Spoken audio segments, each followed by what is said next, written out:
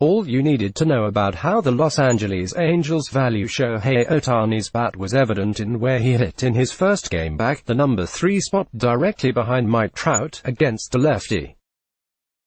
Ohtani's return, 0 for 4 with a walk, 2 strikeouts and a run-scoring groundout in a 5-2 victory over the Detroit Tigers, was uneventful. But the important thing is that it happened. And now we have him back in our lives for the rest of this summer, even if it's only half of him. Ohtani is still partly recovering from the Tommy John surgery he underwent in October, a procedure that will keep him away from pitching until 2020. But his power and his strike zone awareness, not to mention his speed, are just as prolific as his splitter and his fastball. Ohtani coupled a .925 OPS with a 3.31 ERA on his way to being voted the American League Rookie of the Year last season. His left-handed bat should jolt an Angels lineup that had been averaging a mere 4.7 runs per game, despite employing baseball's greatest position player. Ohtani's return also sparks some fascinating questions, starting with these 3 big ones. How will Ohtani impact Trout? When play began Tuesday, Trout led the majors with 31 walks and led the league with 7 intentional walks, putting him on pace for 148 walks, a mark topped by only Barry Bonds this century, and 33 intentional walks, the most since Albert Pujols in 2010.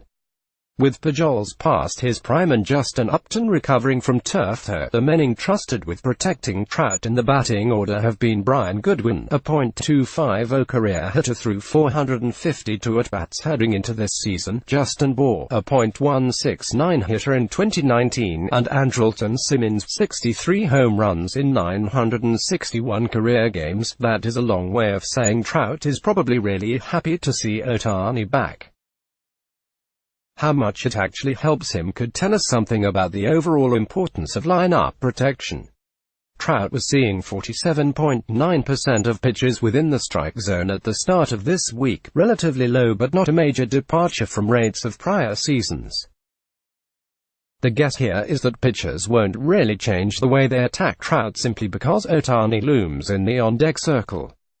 But the intentional walks should decrease, and the Angels should benefit more from Trout's major league leading .475 on-base percentage.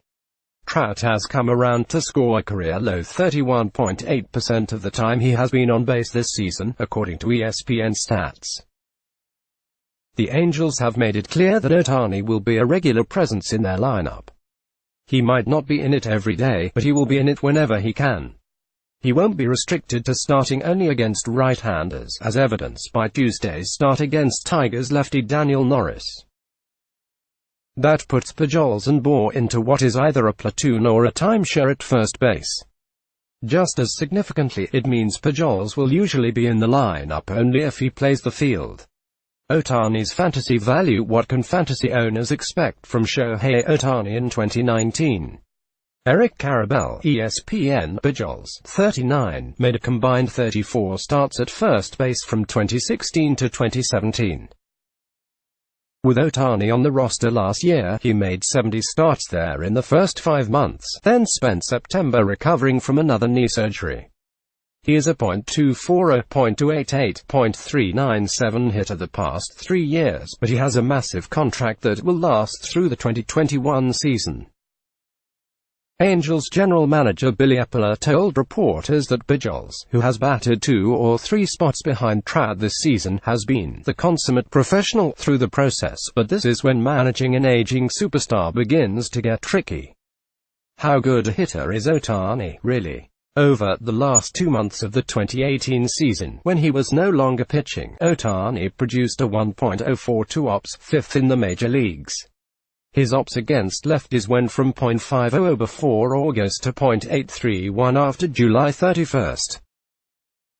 We already knew Ohtani was good at making adjustments. He swapped his high leg kick for a subtle toe tap days before the start of his rookie season, and now we'll see how good he can be when unencumbered by a task that hadn't been attempted in nearly 100 years. In theory, Ohtani should be better if he doesn't have to worry about pitching. He should also benefit greatly from having a full season under his belt, which he believes could help me in every single way. But perhaps there is something to be said about how shifting the focus from hitting to pitching helped keep the inevitable slumps from prolonging, because it gave him something else to focus on. Some of the Japanese media members who have covered Ohtani for a while have made that point. This season will mark the first time Ohtani is anything but a two-way player, and that, in a weird way, will be an adjustment for him.